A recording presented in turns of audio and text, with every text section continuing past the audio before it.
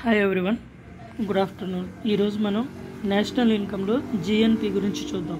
GNP ఎలా వస్తుందంటే GDP plus I minus F వస్తే మనకి జిఎన్పి వస్తుంది.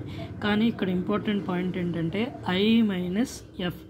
ఐ అంటే ఇండియన్స్ ఎర్న్డ్ ఇన్ ఫారెన్, తర్వాత ఎఫ్ అంటే ఫారినర్స్ ఎర్న్డ్ ఇన్ ఇండియా.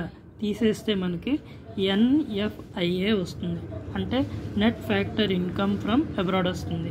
దాన్ని తీసేయగా మనకి జిఎన్పి వస్తుంది. ఓకే, నెక్స్ట్ జిఎన్పి అనేటువంటిది గ్రేటర్ దాన్ జీడిపి ఉందనుకో, అప్పుడు net factor income from abroad ఏమవుతుందంటే ప్లస్ అవుతుంది.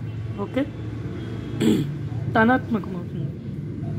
నెక్స్ట్ జిఎన్పి అనేటువంటిది లెస్ దాన్ జీడిపి కనుక ఉంటే కనుక ఏమవుతుందంటే రుణాత్మకం అవుతుంది. ఎన్ఐఎఫ్ఏ నెట్ ఫ్యాక్టర్ ఇన్కమ్ రుణాత్మకం అవుతుంది. ఓకే, ఈ రెండో ఒకసారి చూసుకోండి, ఏసారి రుణాత్మకం అవుతుంది, ఏ సమయంలో ధనాత్మకం అవుతుంది అనేది. ఓకే, అలాగే నా ఛానల్ని సబ్స్క్రైబ్ చేయండి.